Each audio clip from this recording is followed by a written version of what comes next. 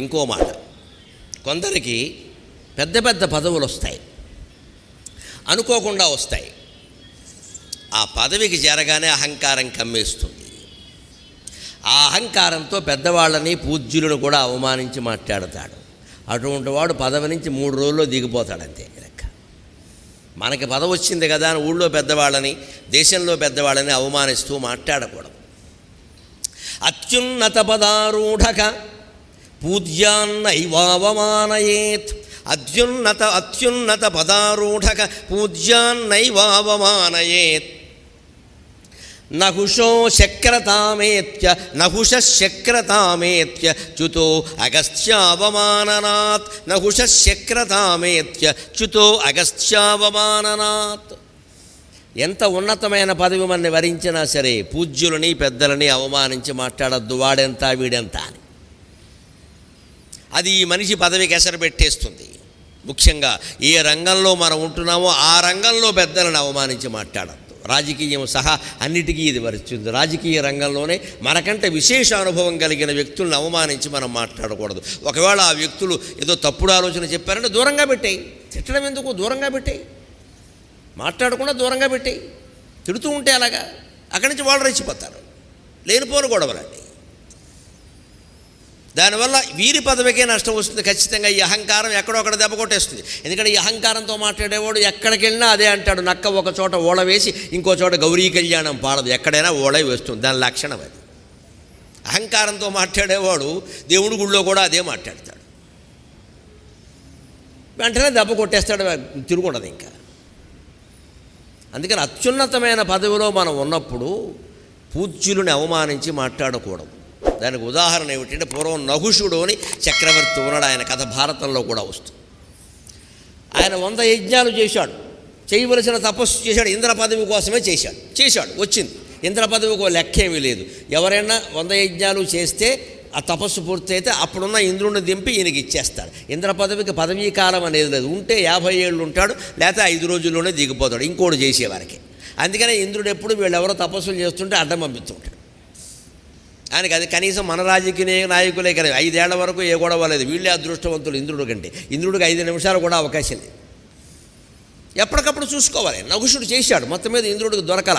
ఆయన మహాతపస్సులు చేశాడు, యజ్ఞాలు చేశాడు. ఆయనకి స్వర్గలోకాధిపత్యం ఇచ్చారు. ఇచ్చిన తర్వాత ఏమైంది తెలుసా? స్వర్గానికి వెళ్ళాడు, పదవీ ప్రమాణ స్వీకారం చేశాడు. అంతటితో సంతృప్తి పడచ్చు కదా. ఇంద్రుడు ఓడిపోయాను కదా, పదవి పోయింది కదా అని ఈయన మళ్ళీ ఆయన తలపడతాడేమో రహస్యంగా ఎక్కడో దాక్కున్నాడు. శచీదేవిని కూడా బంధువుల ఇంట్లో పెట్టాడు. ఈయన శచీదేవి గురించి విన్నాడు. శచీదేవి అంటే సాక్షాత్ అమ్మవారు. ద్రౌపదీదేవి, శచీదేవి వీళ్ళందరూ ఒక అవతారమూర్తుల కింద లెక్క. పులోమజార్చిత అంటారు లలితా సహస్రాల్లో. పులోమజ అంటే శచీదేవి. శచీదేవి తండ్రి పేరు పులోముడు. ఆవిడ మహాతపస్విని. ఈయనకి ఆవిడ గురించి, ఆవిడ సౌందర్యాన్ని గురించి విన్నాడు. ఇంద్రపదవి వచ్చిందంటే ఇంద్రుడి పెళ్ళాన్ని నాకు పెళ్ళాం కావాలన్నాడు. ఇది ఎక్కడే ఆలోచన, ఏ రాజ్యాంగంలో ఉండదు ఇది. పదవంటే నీకు ఇస్తారు కానీ వాళ్ళ కుటుంబ సభ్యులంతా నీ కుటుంబం అవుతారా? కారణం ఆవిడ అందంగా ఉంది. శచీదేవి నాతో కాపురం చేయాల్సిందే, నాకు భార్య కావాలన్నాడు. ఇంద్రుడు ఇక్కడ లేడు ఆవిడని రక్షించడానికి. అప్పుడే శచీదేవి దారి తొరక్క చతుర్భుజే చంద్రకళావతంసే కుశోన్నతే కుంకుమరాగశోణే పుండ్రేక్షు భాషాంకుశ పుష్పబాణహస్తే నమస్తే జగదేకమాతః. నా భర్త దగ్గర లేడమ్మా, అమ్మ నా సౌభాగ్యం పోతోంది. ఈ దుర్మార్గుడు నన్ను మానభంగం చేసేలా కనపడుతున్నాడు, నన్ను రక్షించకపోతే నువ్వెవరో నా అమ్మవారి ముందు నిలబడి ప్రార్థన చేసింది. ఈ దయనీయ జీవునకు ఎన్ని పరీక్షలు పెట్టెదమ్మ, ఈ దయనీయ జీవునకు ఎన్ని పరీక్షలు పెట్టెదమ్మ. నీ ఆదరణం నమ్ముకొని హాయిగా కాలము సాగజేయు నాపై దయమాలినావే. నీ ఆదరణము నమ్ముకొని హాయిగా కాలము సాగజేయు నాపై దయమాలినావే. ప్రతిభారహితుండను గెల్వలేను, ప్రతిభారహితుండను గెల్వలేను. నీ పాదము చూచి వ్రాసెదను, నీ పాదము చూచి వ్రాసెదను. ప్రక్కన నీవే పరీక్ష వ్రాయుమీ. నా జీవితంలో నాకే బాధలు ఎదురైనప్పుడు నేనే అమ్మవారితో చెప్పుకున్న పద్యం ఇది. శచీదేవికి మనకి మీకు ఏమీ తేడా ఉండదు, ఎవరైనా ఒకటే. నాకే కఠిన పరీక్ష ఎదురైతే పరీక్ష మీద పరీక్ష ఎదురవుతుంటే ఎప్పుడో 10 ఏళ్ల క్రితమో 15 ఏళ్ల క్రితమో తట్టుకోలేక అమ్మా ఈ దయనీయ జీవనకు ఎన్ని పరీక్షలు పెట్టేదమ్మా, నీ ఆదరణము నమ్ముకుని హాయిగా కాలము సాగజేయు నాపై దయమాలి నావే, ప్రతిభారహితుండను గెలవలేను. ఏదో ఎంఏ బిఏ ఎంఫిల్ పిహెచ్డీ అంటే గెలుస్తావమ్మా, జీవితంలో పరీక్షలు గెలవడం చాలా కష్టం. ప్రతిభారహితుండను గెలవలేను, నీ పాదము చూచి వ్రాసేదను, ప్రక్కన నీవు పరీక్ష రాయిమి. పరీక్ష బల్ల మీద ఎప్పుడు కనీసం 2 విద్యార్థులు ఉంటారు కదా. మా నాన్నగారు పుత్ర వ్యామోహంతో ఓ మాట చెప్పేవారు సరదాగా, ధర్మమైనా కాకపోయినా సరే నీ పక్కన బాగా తెలివైన వాడు పడేలా చూసుకోరా అనేవారు. అది ఎలా సాధ్యమో నాకు తెలియదు, కానీ ఆయన పుత్రప్రేమ అంతే. నీ పక్కన బాగా తెలివైన వాడు పడేలా చూసు. ఎందుకు నాన్నగారు అంటే వాడు కాస్త చెయ్యెత్తితే నువ్వు చూసుకోవచ్చు కదా అనేవారు. పాపం పిల్లాడు పరీక్ష పాస్ అవ్వడమే కావాలి ఆయనకి, మిగిలిన అనవసరం. మేము నవ్వుకునేవాళ్ళం, తండ్రి ప్రేమ ఎలా చెబుతున్నాడు.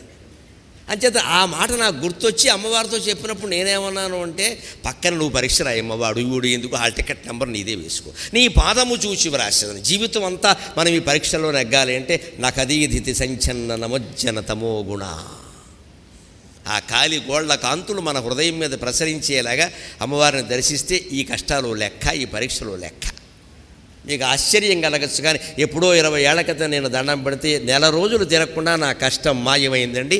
దైవం సత్యం, భగవత్ కరుణ సత్యం.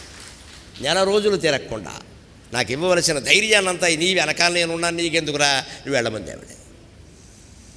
ఒక పద్యం, ఒక ప్రార్థన అంత అనుగ్రహం కురిపిస్తుంది. పద్యమా గద్యమా కాదండి, హృదయంలోంచి రావాలి, చీల్చుకుని రావాలి, మనదై రావాలి, మన సొంతమై రావాలి. అవి కన్నీళ్ళైనా పర్వాలేదు, కావ్యాలే కావక్కర్లేదు. కన్నీళ్ళైనా పర్వాలేదు, కావ్యాలు కావక్కర్లా. అందరూ నాకు మళ్ళీ పద్యాలు చెప్పలేకపోవచ్చు, అందరూ నాకు మళ్ళీ ఎడవగలరుగా. ఎడవడానికి ఏం కవిత్వం అక్కర్లేదు, పాండిత్యం అక్కర్లేదు. హృదయపూర్వకంగా అమ్మవారి ముందు ఎడవడానికి భేషజం దేనికండి? పూజలు అర్చనలు అభిషేకాలు కాదండి, అమ్మవారి ముందు కన్నీళ్లు పెట్టుకోవాలి. కష్టం వస్తే కన్నీళ్ళు, అమ్మా నేను తప్పు చేయలేదమ్మా, నాకెందుకు ఇది అంటే తొలగిస్తుంది ఆవిడ. మనమే తప్పు చేస్తే ఒప్పుకోవాలి, చేశానమ్మా, చాపల్యం కొద్దీ చేశాను, పిచ్చితనం కొద్దీ చేశాను, తల్లి క్షమించి ఇంకెప్పుడూ చేయను. ఆ ఇంకెప్పుడూ చేయను అనే దాన్ని కట్టుబడి ఆవిడ పాదాలు పట్టుకుంటే తొలగిపోతుంది కష్టం, చేసినా సరే తొలగిపోతుంది. ఈ కర్మలు ఫలాలు ఇవన్నీ భగవంతుని ముందే నిలబడవు, మనం మామూలుగా అనుకునేవి కానీ. జ్ఞానాగ్ని దగ్ధ కర్మాణం ఇవన్నీ ఎంత. ద్రోణాచార్యుడు అశ్వత్థామ ఎందుకు ఆ కష్టాలు అనుభవించారంటే వాళ్ళు భగవంతుడిని అంతగా నమ్మి చేయలేదు, వాళ్ళ ప్రయోజనాల కోసమే చేశారని. మనం చేయవలసి శచీదేవి చేసింది. వెంటనే ఆవిడకి వెలిగింది ఒక ఫ్లాష్, రమ్మనండి వాడిని, ఒక షరతు చెప్పండి, నేను తప్పకుండా వాడిని పెళ్లి చేసుకుంటాను. వెధవకి ఇంద్ర పదవి వస్తే ఇంద్రుడు భార్య కూడా కావాలా?